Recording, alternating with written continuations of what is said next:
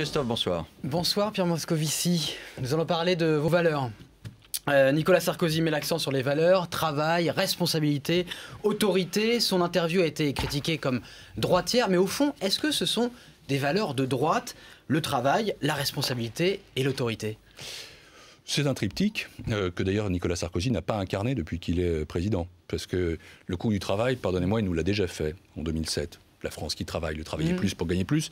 Et j'observe qu'on termine ce quinquennat avec 1 million de chômeurs en plus et avec des propositions qui sont... Attendez, pardonnez-moi. Je voudrais savoir pourquoi... Est-ce que l'interview est critiquée comme droitière? Pardonnez-moi, monsieur Olivier. Je m'interroge juste si le travail, l'autorité et la responsabilité, ce sont des valeurs de droite. Je voudrais terminer là-dessus parce qu'on ne fait pas un débat sur les valeurs comme ça dans l'abstrait. Nicolas Sarkozy, c'est pas un perdreau de l'année, il ne débarque pas, il est président depuis 5 ans. Et quand on dit travail aux Français, qu'a-t-il fait pour le travail? Rien. Quand il parle de responsabilité, en quoi a-t-il été responsable? Quant à l'autorité, il l'a confondu souvent avec l'autoritarisme. Et voyez-vous, puisqu'on parle valeurs, il y aura, je pense, des conceptions républicaines qui seront différentes. Nicolas Sarkozy, et Claude Guéant a été là un précurseur, il est parti sur l'idée d'une division entre les Français, de clivage entre les Français. Il est parti aussi sur des valeurs qui ne sont pas simplement les valeurs de la devise républicaine. Mais le travail, la liberté, l'égalité, la fraternité, la laïcité. Et donc, encore une fois, moi, je ne vais pas me placer sur son terrain. Il y aura un débat valeur contre valeur. Je n'estime pas, par exemple, que les civilisations sont inégales. Oui, bien sûr. Mais bien sûr. Non, mais alors dites-moi, pourquoi voudriez-vous que je commente un slogan qui lui-même correspond à rien? Le travail, c'est pas un slogan. Le travail. Son slogan, c'est travail, autorité, appartient à tout le monde. L'autorité appartient à tout le monde. La responsabilité. Oui, tout à fait. Voilà. Tout à fait. Et alors, une fois qu'on a dit ça? Justement, je voulais savoir si vous étiez d'accord avec ces 3 principes. Mais évidemment, je ne vais pas vous demander si vous êtes d'accord avec le slogan de Nicolas Sarkozy. Mais c'est étonnant quand même. Pour moi, non, parce que pour une raison très simple.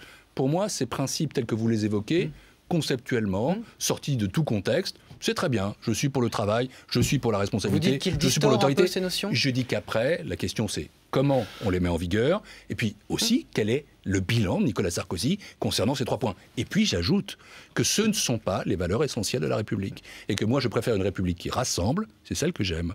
Une République qui rassure, c'est celle que j'aime. Une République qui considère les hommes comme libres et égaux en droit, c'est celle que j'aime. Et pas une République qui clive. Humaniste. Absolument. Alors, mercredi dernier, dans Le Monde, une tribune signée par une quinzaine de philosophes et d'écrivains de premier plan.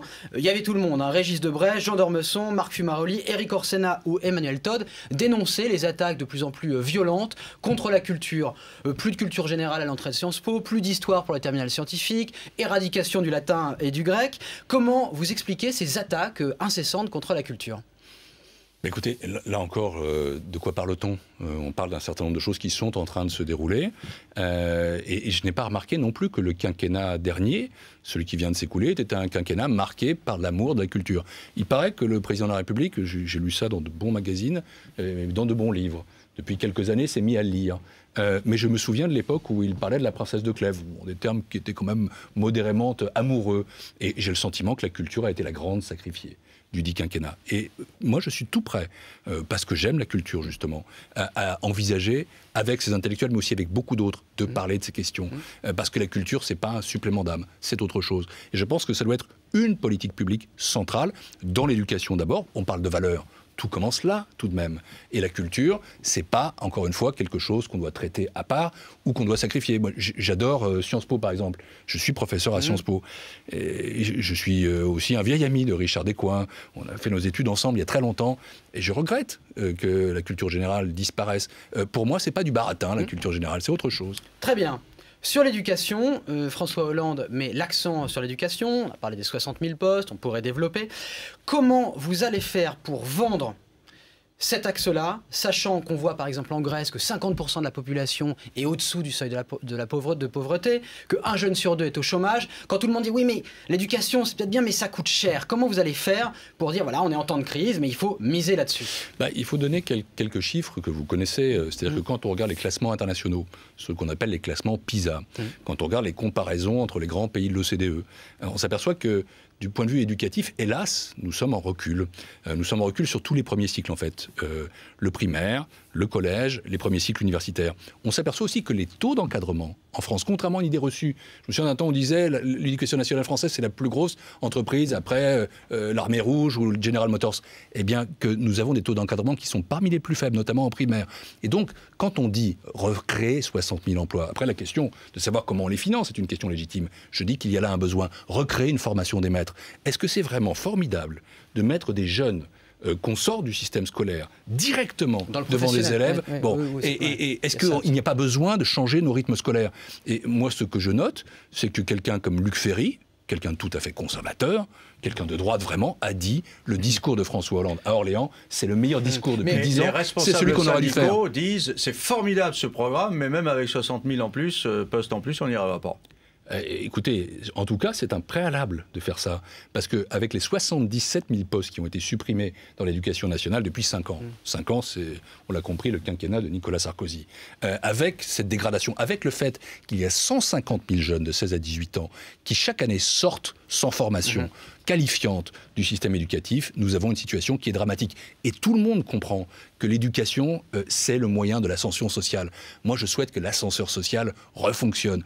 On parle des couches populaires, on parle des couches moyennes. L'éducation, valeur, tenez. L'éducation comme facteur d'émancipation. Je vous ai dit qu'on allait parler des valeurs. L'éducation comme facteur d'émancipation, ça me plaît autant que l'autorité comme principe de base. Mais il faut de l'autorité dans l'éducation aussi. Exactement. D'où l'idée que l'autorité n'est pas seulement une valeur de droite. Donc vous répondez enfin à ma question. Mais j'ai pas dit ça. J'ai dit que tel que Nicolas Sarkozy les avait présentés et illustrés, c'était de droite, totalement de droite, uniquement de droite. Sur la laïcité maintenant, le 17 janvier dernier, les sénateurs de gauche au Sénat ont déposé un projet de loi sur la laïcité dans les crèches, visant donc à interdire le port du foulard islamique au sein de structures privées en charge de la petite enfance, donc crèches, jardins d'enfants. Il y a un certain nombre d'intellectuels de gauche, Dounia Bouzard, Serge Effès, et psychiatres, qui se sont émus dans le Monde d'hier d'une trahison des principes de la laïcité en disant ils sont en train de lepéniser la laïcité. Vous n'êtes pas lepéniste, donc comment on va leur répondre? Même si je voulais, je ne pourrais pas, parce qu'ils ne m'accepteraient pas, si vous voulez. Donc j'ai des origines qui ne le permettent pas. Non, je plaisante. Je vais revenir quand même sur cette affaire de laïcité. François Hollande met la laïcité au cœur des valeurs. J'ai dit tout à l'heure liberté, égalité, fraternité, laïcité. Et c'est la raison pour laquelle il propose que nous inscrivions, non pas toute la loi de 1905, mais les grands principes de la loi de 1905, en réalité le titre 1, dans la Constitution, justement pour sanctuariser les choses. Moi, je considère que dans notre pays, on est arrivé à un certain équilibre en matière de laïcité, qu'on ne va pas rouvrir une querelle religieuse, mais qu'il ne faut pas non plus prétendre, comme le faisait Nicolas Sarkozy, que le curé ou l'imam ou le rabbin ont une capacité de transcendance supérieure à l'instituteur. C'est pour ça qu'on trouvera dans la Constitution la séparation de l'Église et de l'État. On trouvera dans la Constitution la liberté des cultes, qui est fondamentale. On trouvera dans la Constitution le concordat, qui concerne l'Alsace et la Moselle, même si on pourra toujours l'adapter à travers des dispositions législatives. Et c'est autour de ça que je souhaite un débat apaisé. Et que les questions que vous évoquez... Oui, sur les crèches. En fait, que j'ai vécu il y a longtemps, parce que j'étais au cabinet du ministre de l'Éducation nationale, Lionel Jospin, en 89, à l'époque du voile à Creil. Non, je ne crois pas. Je ne crois pas. Et c'est pas être lepéniste que de dire ça. Je pense que si on parle séparation de l'Église et de l'État, chacun est libre de croire ou de ne pas croire. Chacun est libre de pratiquer ou de ne pas pratiquer. Chacun est libre de ses appartenances philosophiques. Ça, c'est le principe de liberté. Mais en même temps, la religion doit sortir de l'espace public et notamment de l'éducation nationale. 2 minutes. En ces temps troublés où notre société a besoin de repères, je ne crois pas qu'il faille inscrire dans la loi une nouvelle définition de la famille, avance le président de la République. Vous qui serez peut-être, si François Hollande passe, le premier célibataire sans enfant à Matignon, qu'est-ce que vous pensez de cette pétrification en fait, du débat sur l'évolution de la famille ? C'est pas parce que je suis célibataire et sans enfant que je n'ai pas d'opinion là-dessus. Ce que je sais, c'est que François Hollande l'a dit et le répète, la France a une force par rapport à l'Allemagne. Parce qu'aujourd'hui, on voit la faiblesse de la France par rapport à l'Allemagne, son industrie. On ne pense pas à sa force. Sa force, c'est la démographie. Sa force, c'est nos enfants. Et donc, il faut une politique familiale dans ce pays. Et je le répète encore une fois, il n'y aura pas 1 centime d'euro en moins pour la politique familiale. Après, il y a des grands débats sur ce qu'est la famille. Il y a tout ce qui concerne, par exemple, le mariage homosexuel. Et on sait que François Hollande y est favorable. contrairement à Nicolas Sarkozy. Il y a toutes les questions de bioéthique, d'adoption, de procréation assistée. Tous ces débats-là, ils auront lieu devant les Français. Et nous avons une conception qui n'est pas une conception... Même en des temps troublés, pour reprendre les mots qui n'est pas une Sarkozy. conception libertaire, qui n'est pas une conception libérale, mais qui est une conception moderne. Il faut que tout cela soit abordé dans le débat. Une question en 30 secondes avec la réponse. Oui, dans le refus de l'euthanasie comme réaffirmation des racines judéo-chrétiennes de la France, réalité historique qu'il serait absurde de nier. Vous niez ? Écoutez, il faut qu'il y ait un grand débat là aussi sur la capacité ou sur la faculté offerte à un individu à mourir dans la dignité. Je préfère cette formule à l'euthanasie et c'est celle qui figure dans le projet de François Hollande.